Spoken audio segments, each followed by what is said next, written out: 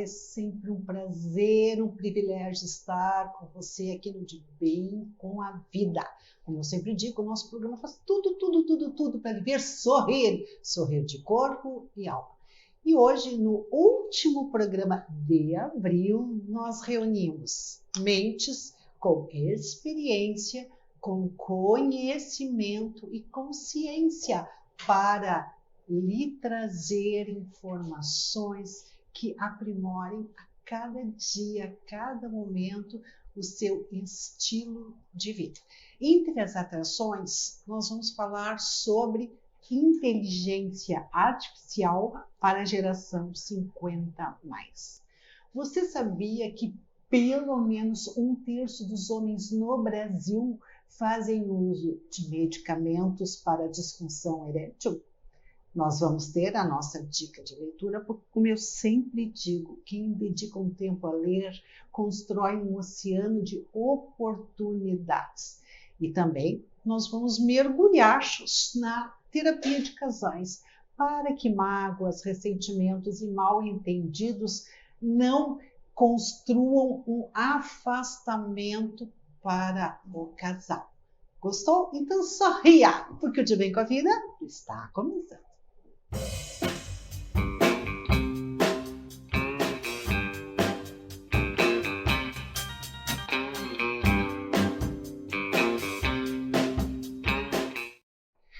O nosso estúdio hoje vai estar mais movimentado.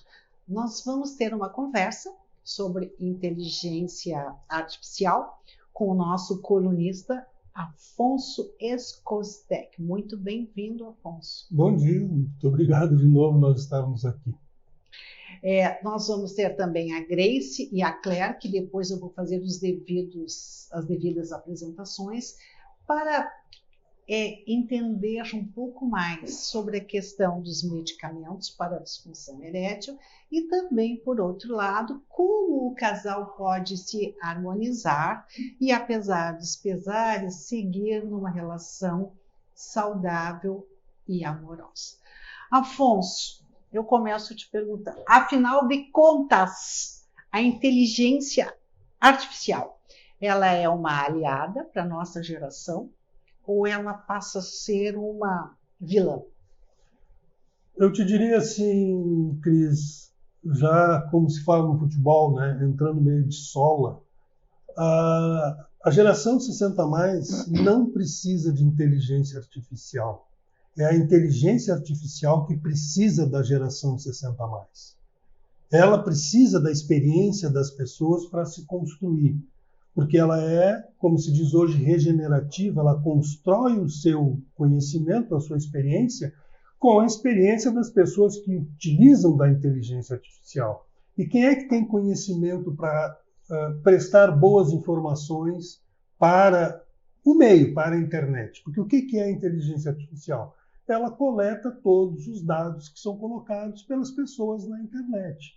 E nós temos hoje quase que talvez 80% das informações que circulam pela internet são fake news, são informações falsas, são informações que a gente, quando pesquisa no Google, sabe que tem que ter muito cuidado para analisar. E quem é que é capaz de, ao receber uma resposta aparentemente errada de um desses programas de inteligência artificial, capaz de dizer para ele, não, talvez isso não seja assim, vamos conversando e vamos aprimorando. São pessoas que têm experiência.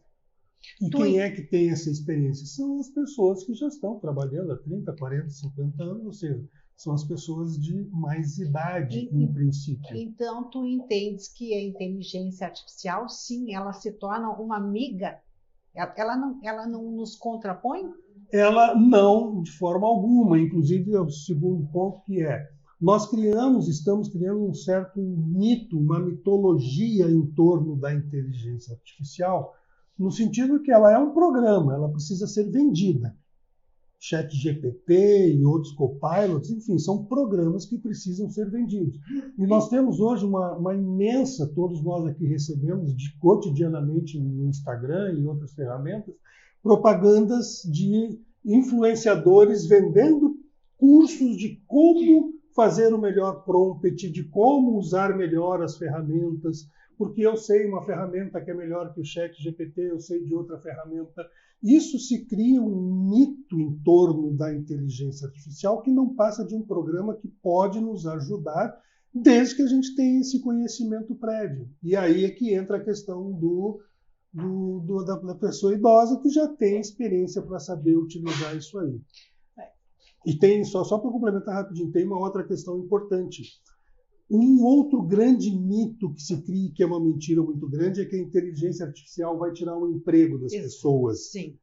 E em tirando o emprego das pessoas, tiraria também a possibilidade de emprego das pessoas de 60 a mais, que é um dos grandes temas que a gente vem tratando. Isso também é um mito, isso não existe. Como assim? Porque, por exemplo, se nós formos ver, isso, estatísticas, até estava recentemente lendo uma do Sebrae, um relatório do Sebrae.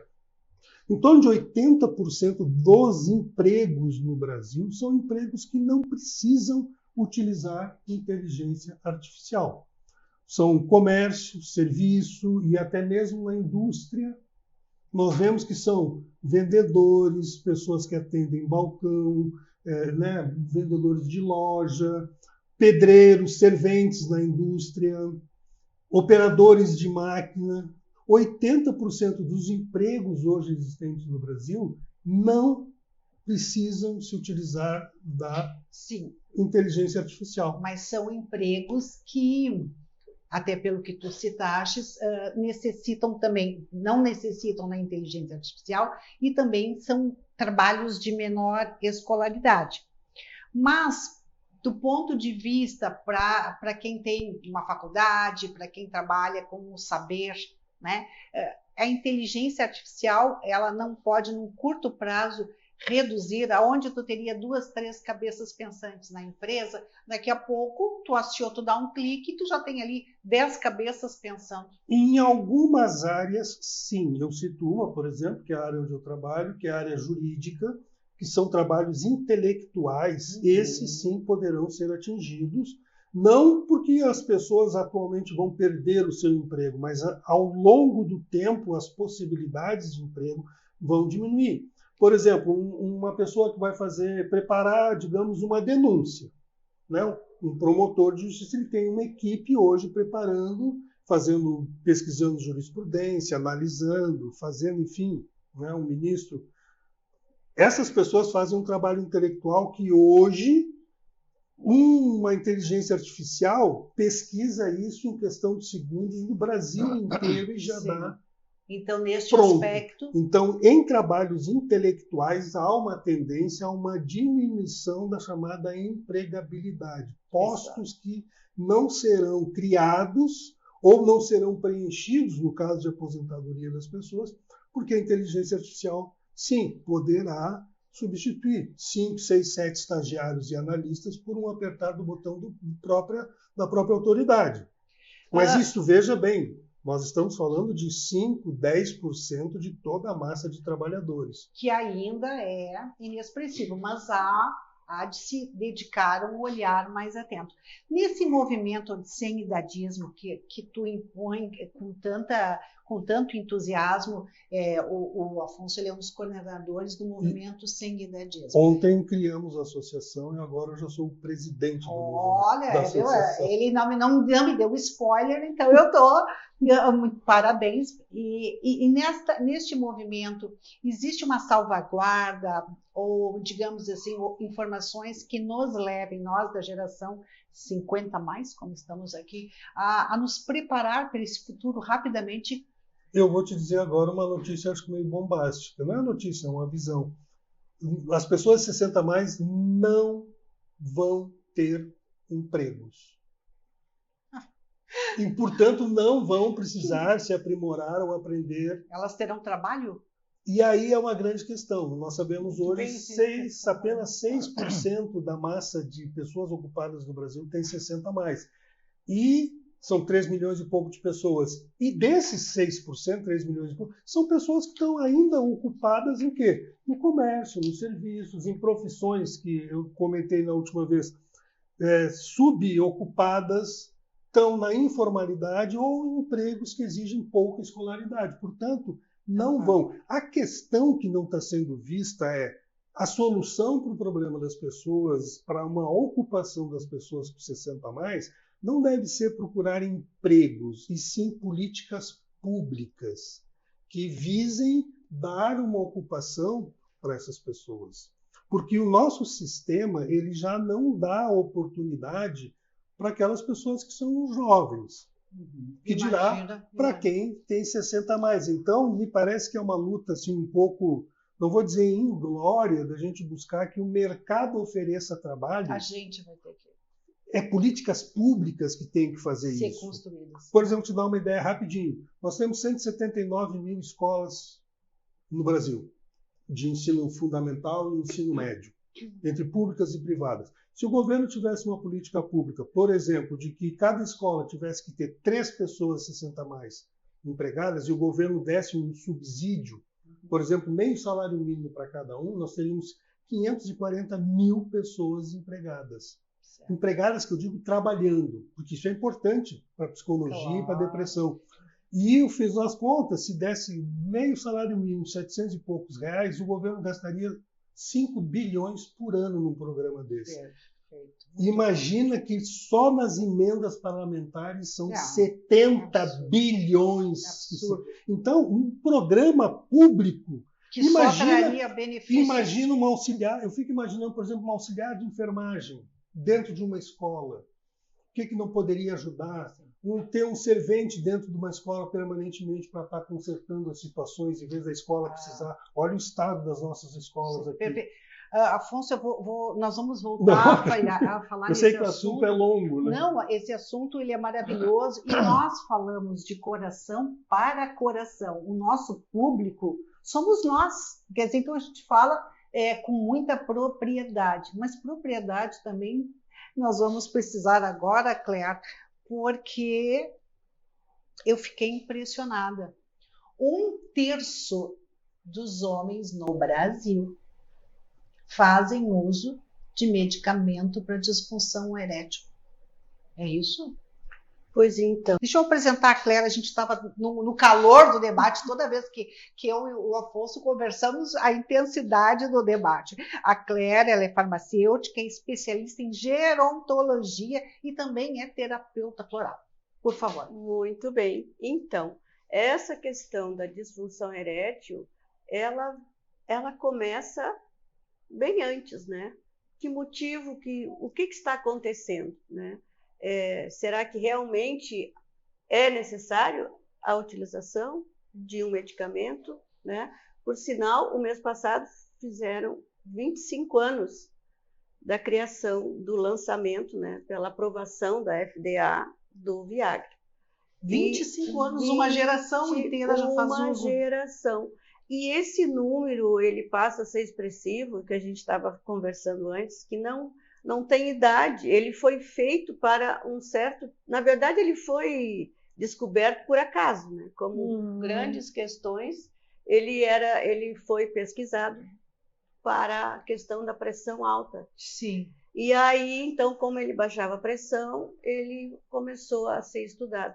E depois, então, com os efeitos, na verdade, os efeitos colaterais, então, é que passou a ser divulgado, então, como disfunção erétil, né? E ele tem vários laboratórios que fazem, né? Eu não vou citar os laboratórios aqui, né? Mas então, como ele não tem uma idade específica, esse que eu gosto de trazer essa polêmica, né? Porque se ele foi feito para acima de 60 ou há 25 anos atrás se falava, vamos dizer, acima de 40, né? Porque os 40 que já eram considerados pessoas mais velhas. Uma gama imensa de jovens começaram a utilizar erradamente, né? Então, o que acontece é isso, o número usado é grande. Muito, eu fiquei impressionada, 1/3 da população masculina fazer uso. Porque é muito perigoso pelos efeitos colaterais também, né? Esses medicamentos que trazem um prazer momentâneo, eles não podem trazer consequências nefastas a médio e longo prazo? Tanto que o aconselhamento é sempre a pesquisa médica, né? Principalmente a questão cardíaca. Olha né? isso. E porque ele aumenta os batimentos cardíacos. Né? E uma série de questões que se coloca, como a gente também falou antes, né? Nem sempre a relação sexual acontece, né? E tem as brincadeiras que diz que ou deu um problema no trânsito, a pessoa não chega, né? ou a mulher ou o homem, né? Ou não há necessidade Da medicação. da ereção. penetração, da Da ereção. ereção. Ou seja, é um assunto que rende... A nossa psicóloga, qual o teu olhar sobre esses medicamentos? Eu vejo assim, ó, as pessoas usam como se fosse um amuleto, sabe? Amuleto. Os homens usam, né? Esses que fazem uso, quando a Clara estava falando, eu estava pensando aqui, né? Depois que começa a usar, o medo de vir a falhar sem o uso dele, né? Encontrou uma mulher muito bonita, uma mulher, né? Aquela mulher que desejava muito. O receio, nós estamos conversando há pouco tempo, né? Sobre isso, essa questão do machismo, que ainda é um machismo estrutural, medo de vir a falhar. Então, o que faz? Ele vai lá na farmácia e compra um genérico do medicamento e usa como se fosse um amuleto. Ó, tá aqui, né? Vou usar, que aí não vai haver problema nenhum se eu vir a falhar. Eu dou conta do recado. Eu dou conta do recado, né? E imagine, grande parte das mulheres, e isso a Clara não falou, mas eu tenho relatos em consultório de que a relação sexual não é uma relação prazerosa com o uso do Viagra. Por quê? Porque a demora na ejaculação é muito grande. Então, ele mantém esse erétil, né, por muito tempo e a demora na ejaculação é maior. Né? E o que acontece? As mulheres vêm e reclamam em consultório. Pô, o cara não acaba nunca. Eu sei que ele usou um azulzinho. Ele já sabe. Um azulzinho. Se torna doloroso. Se torna a relação, ao invés de ser uma relação prazerosa, de toque, de carícias, de beijo, o que é? É um desempenho, como se fosse um filme pornográfico, onde aqueles homens estão sempre com o membro ereto e tendo aquelas performances que... Então, é uma coisa... não estou dizendo que quem precise não deve usar. É coerência, né? É coerência, é coerência. Mas o pior de tudo é isso, que a partir do momento que começou a usar, fica com medo de vir a falhar. Então, usa assim. Em que medida, só rapidinho, juntando o que vocês duas falaram, nós não somos educados a transformar ao longo da idade uma relação que começa na juventude com o estigma da penetração para, quando chegar mais adulto, falar o que ela falou, que se torne uma relação sexualmente prazerosa, mas fundamentalmente baseada no toque, na carícia, no carinho, no olhar, no beijo. No beijo, e que não necessariamente... Não necessariamente na penetração. Tem um filme ótimo que é com o Jack Nicholson, agora eu não lembro o nome, não vou lembrar do nome, mas e que ele tem uma performance com meninas jovens, não é? Um filme muito bom. Oh, que droga, esqueci o nome do filme. E se você que está nos assistindo lembrar desse filme, escreva para nós. Exato. Ele tem relação com meninas, né? São todas jovens, como a gente estava falando, as piriguetes, né? E ali ele se sente o poderoso, né? E daqui a pouco ele tem uma atração pela mãe de uma das meninas que ele está saindo. E ela mostra para ele o prazer sem o uso do Viagra. Perfeito. Sem o uso do azulzinho, né? Não vamos dizer o Viagra, porque ele está genérico. Aqui nós falamos, na verdade, nós temos uma sala de visitas e nós fazemos uso dessa conversa. Agora, prazer você vai ter em assistir o nosso comercial e aguarde, porque em seguidinha continuam essas informações de bem com a gente.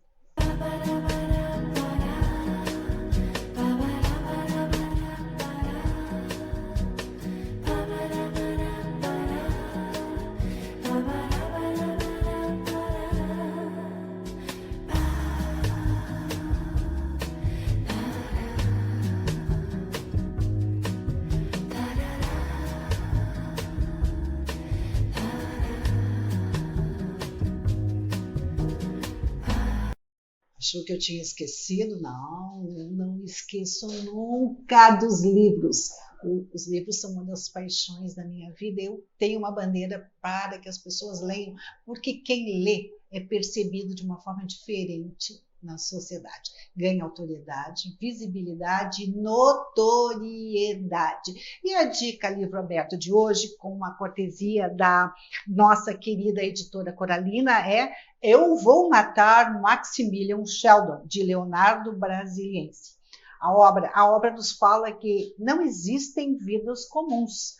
Mesmo não sendo Indiana Jones, também o seu João do Povo é o sujeito da sua própria trajetória. É uma super dica de leitura, agora que começamos com o mês de maio, o mês das mães, o mês do trabalhador e também o mês do matrimônio. Então fica a dica. Eu Vou Matar Maximilian Sheldon, do nosso prestigiado autor Leonardo Brasiliense. Mas, por falar em maio, mês das noivas, mês dos matrimônios, mês das mamães, a Grace, ela é psicóloga, psicoterapeuta e terapeuta de casais. A gente se estendeu, né? Nessa nossa sala de visitas, e o De Bem com a Vida é assim, a gente sabe como começa, mas não sabe aonde vai finalizar. Com essa tua longa experiência em terapia de casais, quando um casal precisa de uma terceira pessoa para alinhar nas coisas, é um sinal vermelho? É um sinal amarelo. Amarelo. Vermelho ainda não. Grande parte dos casais que nos procuram estão passando por momentos cruciais do ciclo vital. Grande parte das pessoas que vêm à terapia de casal ou está passando por uma questão de desemprego, uma questão econômica, uma questão de doença familiar, nascimento de filhos, ninho vazio, e aí nós entramos na ninho terceira. Vazio? Ninho vazio. É quando os filhos vão para o mundo. Primeiro tem o ninho cheio, né? Uhum. Também nós estamos atualmente vivendo a questão do ninho cheio, né? Que é aqueles filhos que não saíram durante o período de adultez, continuam em casa adultos, com todos os privilégios, e que não querem sair, porque está muito bom assim, né? E acabam interferindo na rotina do casal. Este é um problema que também vem para a terapia de casal, né? O que eu faço com esse filho? Como é que aí a mãe protege? Ou Sim. o pai protege, um dos pais protege, né? E aquele filho vai ficando, e isso gera um tumulto, uma dificuldade na relação do casal. Depois tem o ninho vazio, que é quando os filhos partem. Quando os filhos partem e o casal precisa se enxergar, porque ele se enxergou, ele se viu durante todo o período do crescimento desses filhos como pais e não como cônjuges. E essa falta? Agora eu vou pedir a opinião de vocês, porque a gente está se aproximando do final do programa. Esse programa vai em março. Esse programa vai merecer ser um desdobramento, né? Então, eu quero... a Márcia é nossa produtora, mas ela é tímida. Ela é tímida. Então, eu queria... Voltando assim, quando o casal tem uma vida mais longa juntos, o sexo ele é um fator primordial. Queria ouvir a opinião dos três. Olha, eu posso te dizer assim, o companheirismo, como o próprio Afonso falou, não é? A questão da sexualidade no casal, ela é desenvolvida de diversas maneiras. Como tu falaste, houve um programa em que foi tratada a menopausa, né? A mulher, ela precisa de todo um acompanhamento e perceber que porque ela entrou na menopausa, ela não perde o desejo, ela não deixa de ser mulher porque entrou na menopausa. Ela, muito pelo contrário, ela pode se privilegiar mais de uma relação sexual sem a preocupação de engravidar, né? Sem o uso de anticoncepcional, sem o uso de DIU, sem uma série de coisas. Os homens, à medida que vão envelhecendo, também vai diminuindo a carga de estrógeno no seu organismo e as ereções começam a ter maior dificuldade de acontecer. Então, o que a gente pode dizer? Este casal pode inventar, né? Pode criar, pode ser extremamente amoroso consigo, com uma carícia, com beijos, com massagem, com danças, A dança é um fator, as pessoas não valorizam, mas a dança é um fator extremamente excitante na relação de um casal. Uma brincadeira. Eu costumo dizer para meus pacientes que o sexo é o playground dos adultos, né? Muito bem colocado. E Cléa, completando o que a Grace então fala, a gente fala, né, que a transa da noite ou da tarde, ou enfim, ela começa de manhã, né? Então, um vasinho de flor no café, uma carícia no café, uma poesia, uma cantoria.